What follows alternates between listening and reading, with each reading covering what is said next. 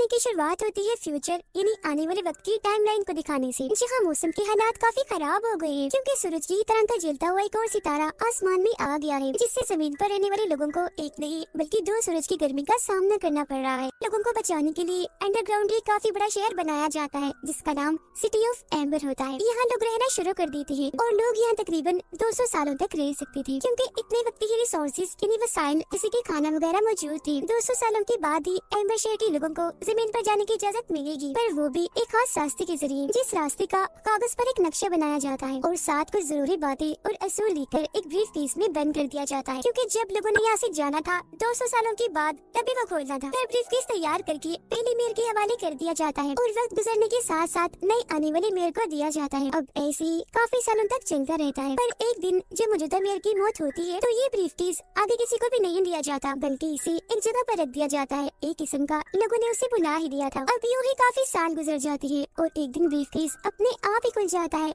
अब हम एम्बर शहर की मौजूदा सूरत हाल को देखते हैं जो अब एक जनरेटर पर चल रहा है, पर मुसीबत ये जनरेटर भी जल्दी खराब होने वाला है। साथ ही खाने पीने का सामान भी काफी तेजी से खत्म होता जा रहा था। एम्बर शहर में हमें एक स्कूल दिखाया जाता है जहाँ जब सारे बच्चे अपनी पढ़ाई पूरी कर लेते हैं तो एक पार्टी रखी जाती है जिसमें हर एक बच्चे को एक पर्ची निकालनी होती है। पर्ची पर बहुत सारी जॉब्स के बारे में लिखा हुआ था और जो पर्ची जिस बच्चे के हिस्से में आएगी उसे वही जॉब करनी होगी सारी जिंदगी। इसमें हर तरह की छोटी से बड़ी जॉब शामिल की गई थी और सबसे ज्यादा इस जॉब की पर्चियां डाली गई थी वो जनरेटर की मैकेनिक की थी। अब यहाँ हमें जॉन नाम का एक लड़का दिखाया जाता है जो अपने डैड की तरह जनरेटर का मैकेनिक बनना चाहता था, पर उसके हिस्से में जो पर्ची आई थी उस पर पोस्ट ऑफिस लिखा हुआ था, मतलब वो डाकिये की जॉब करेगा। यही हमें एक लड़की भी दिखाई जाती है जिसका नाम लीना होता है जो जॉन की काफी अच्छी दोस्त थी। उसके हिस्से में पाइप्स का काम करने की जॉब आती है, लेकिन उसका सपना हमेशा से डाकिया बनने का था, तो इसीलिए डॉन उसके साथ अपनी पर्ची बदल लेता है। डाकिया बनने की खुशी में भागी भागी लीना अपने घर जाती है। जी हाँ, उसकी दादी थी, वो भी लीना के साथ उसकी खुशी में खुश थी। वो यहाँ लीना को उसके डैड का मैसेज याद करवाती है। दरअसल मरने से पहले उसके डैड ने इस शहर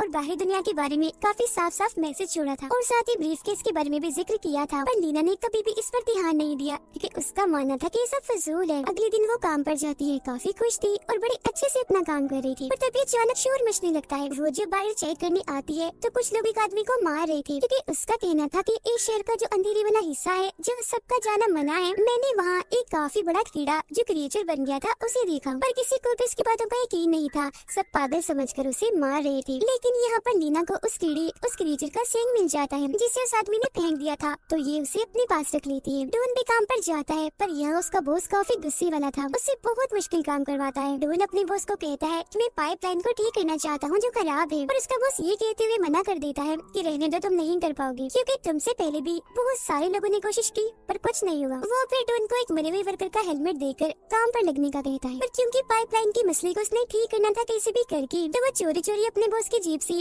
पाइपलाइन का नक्शा चुरा लेता है। उसके जरिए इस पूरी जगह को चेक करते हुए वो काफी आगे चला गया था। वो फिर कमरा नंबर 351 के बाहर पहुंचता है जहां सबका जाना मना था, और यहाँ आकर तो उसकी लगन और बढ़ जाती है। साथ ही वो काफी हैरान भी था क्योंकि इस तरह का कोई भी कमरा नक्शे में था ही नहीं, तो इसीलिए वो अपनी खोज जारी रखता है। ये पाइपलाइंस काफी बड़ी थी, कोई भी नहीं जानता था कि ये कहाँ तक जाती है। आगे बढ़ते हुए वो एक ऐसी जगह पर पहुँचता है जहाँ पर खाना रखा जाता है, पर वो ये देखकर काफी घबरा जाता है कि खाना काफी हद तक खत्म हो गया है। तभी इधर फोर्ट गार्ड जो यहाँ की रखवाली करता है वो डॉन को गले से आकर पकड़ लेता है क्योंकि यहाँ तक आना सबका मना था। वो उस पर गुस्सा कर ही रहा था कि तभी अचानक जनरेटर बंद हो जाता है और धीरे धीरे करके पूरे शहर की लाइट चली जाती है। हर तरफ अंधेरा छा गया था।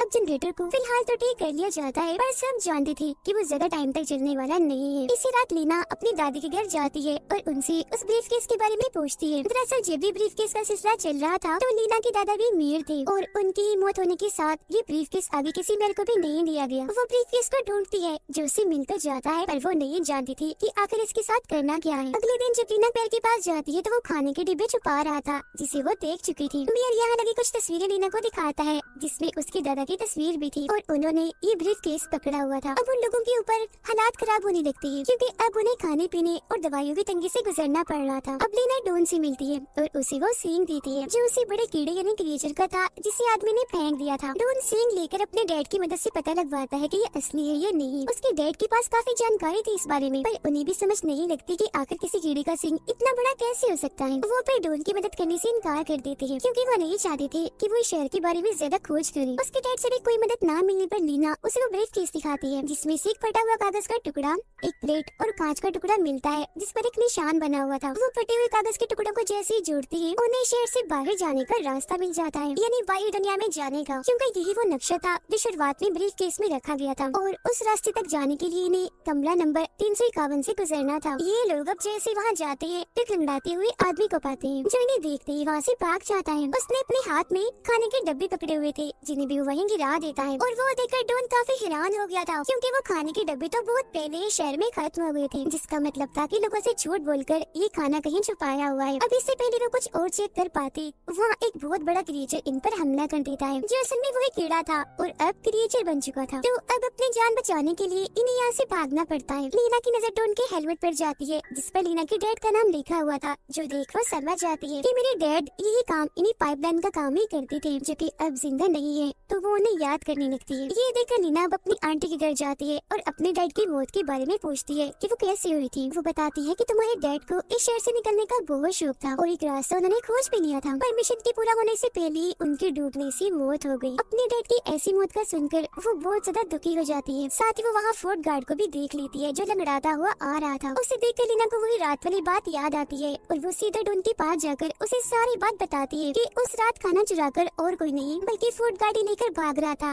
क्योंकि वो भी लंगड़ा है। तो इसीलिए अब ये लोग कमरा नंबर 351 में जाते हैं जहाँ आने के बाद ही दंग रह गए थे क्योंकि ये पूरा ही कमरा खाने से भरा हुआ था जिसे कि लालची मेयर ने अपने लिए जमा किया हुआ था यहाँ पर, और ये खाना इतना ज्यादा था कि उसकी पूरी जिंदगी तक चल सकता था, जबकि उसके लोग बेचारे भूखे मर रहे थे। वे लोग वहाँ से भागकर लीना के घर आ जाते हैं। वो लीना के डैड की रिकॉर्डिंग सुनते हैं जो उसमें एक फौजी के बारे में बताया जा रहा था, इसीलिए वो फौरन भागकर अपने डैड के पास जाता है और उनसे लीना के डैड और फौजी के बारे में पूछने लगता है। तब उसके डैड बताते हैं कि लीना के डैड और फौजी मिशन में एक साथ थे, पाइपलाइंस का ही काम करते थे, पर कभी भी अपने मिशन में कामयाब नहीं हुए, बल्कि लीना के डैड के साथ साथ उनके बहुत सारे साथियों की भी मौत हो गई, उस फौजी की भी। इसीलिए मैंने कभी तुम्हें इस मिशन के बारे में नहीं बताया, बल्कि हमेशा मैकेनिक और पाइपलाइन के काम से दूर रखने की कोशिश की। अब डॉन अपने डैड की परेशानी समझता जाता है पर उसे कैसे भी करके अब इस मिशन को पूरा करना था, यानी कि यहाँ से खुद भी निकल कर और बाकी लोगों को भी निकाल कर। उधर लीना मेरे को बेनकाब करने की कोशिश करती है, यानी कि वो कितना बड़ा लालची है सबके सामने लाना चाहती थी, लेकिन बेचारी पकड़ी जाती है। उसे खुद मेयर नहीं पकड़ा था, लेकिन तभी यहाँ की लाइट्स बंद होना शुरू हो जाती है, जिस चीज का फायदा उठाकर लीना मेयर का बैग चुराकर भाग जाती है, जिस वजह से लीना और डॉन दोनों को क्रिमिनल इन्हीं अपराधियों के लिस्ट में टॉप पर डाल दिया जाता है। वो लोग अब मेयर के बैज और ब्रीफकेस से मिले कांच के टुकड़े को एक साथ जोड़ते हैं, जिससे वो मुकम्मल हो गया था और उस पर वो निशान बन गया था जो जनरेटर रूम के दरवाजे पर भी बना हुआ था। उन्हें लगता है कि शायद ये उस कमरे की चाबी है। वो कमरा नहीं खुलता, फिर जब नक्शे पर लिखी गई जरूरी बातों को लेना पड़ती है तो उसे पता चलता है कि उन्हें एक अलमारी को हटाना है, और अब जैसे वो अलमारी हटाती है अंदर एक खुफिया जगह पर बहुत सारी अलमारियाँ पड़ी हुई थी। वो फिर दूसरे सुल को पढ़ती है तो उसके मुताबिक व्हील को घुमाने लगती है, जिससे सारी अलमारियाँ एक तरफ और जनरेटर रूम एक तरफ हो जाता है। एक खुफिया दरवाजा जैसे खुलता है एक और अंडरग्राउंड शहर में आप पहुँचते हैं। यहाँ एक लंबी सी नदी मशीनरी के एक बहुत ही बड़े टुकड़े के साथ जुड़ी हुई थी। दरअसल ये सारी अलमारियाँ यहाँ इसलिए नहीं थी कि इनमें सामान रखा जाएगा, बल्कि इसमें बैठकर लोग यहाँ से जाएंगे।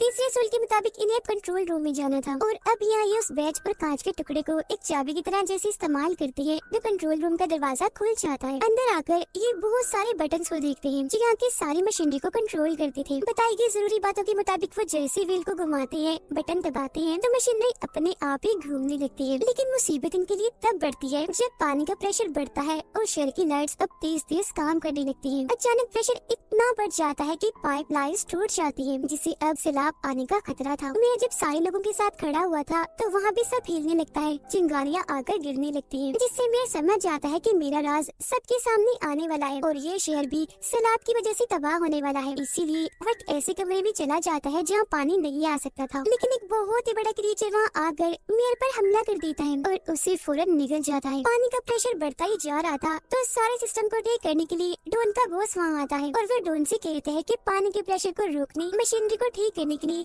हैंडल को पकड़े रखना है, जो काम जाहिर है खतरनाक है पर लोगों की जान ऐसे बचाई जा सकती है, तो तुम यहाँ से भाग जाओ, ये काम मैं कर लूंगा। अब हालांकि डॉन ऐसा करना तो नहीं चाहता था पर उसे जाना ही पड़ता है और उसका बॉस अपनी जान पर खेल कर हैंडल को पकड़े ही रखता है। अब यहाँ लीना, उसकी छोटी बहन और डॉन एक किश्ती में बैठ जाते हैं। पानी के प्रेशर की वजह से उनकी किश्ती वहाँ से निकल जाती है। वो लोग काफी आगे आकर एक ऐसी सुरंग में आ जाते हैं जहाँ बहुत ही अंधेरा था। इन लोगों को ठीक नहीं लग रहा था तो अपनी जान बचाने के लिए दुआएं करने लगती है। अब ये लोग एक काफी बड़े झरने से नीचे आ रही थी काफी तेजी से। उन्हें डर लग रहा था तो अपनी वो आंखें बंद कर लेते हैं। वो लोग जब अपनी आंखें खोलते हैं तो खुद को तालाब में पाते हैं। थोड़ी आगे जाने पर उन्हें रोशनी दिखने लगती है। रोशनी का पीछे करते करते वो आखिरकार जमीन पर आ ही जाते हैं, यानी बाहरी दुनिया में। पर वो यहाँ आकर खुश नहीं थे क्योंकि यहाँ भी इतना ही अंधेरा था जितना कि अंदर था। फिर जैसे सुबह होती है और सूरज निकलता है तो इनकी आंखों में एक अलग ही चमक थी। वो बहुत खुश थे क्योंकि अब वो जमीन पर आराम से जिंदगी गुजार सकती थी। अब जिंदगी यहाँ मुमकिन थी। जलता हुआ सितारा यहाँ से जा चुका था। वो उड़ते हुए परिंदों को जब देखते हैं तो उनका पीछे करते करते एक काफी बड़े गड्ढे के पास आ पहुँचते हैं, जिससे काफी नीचे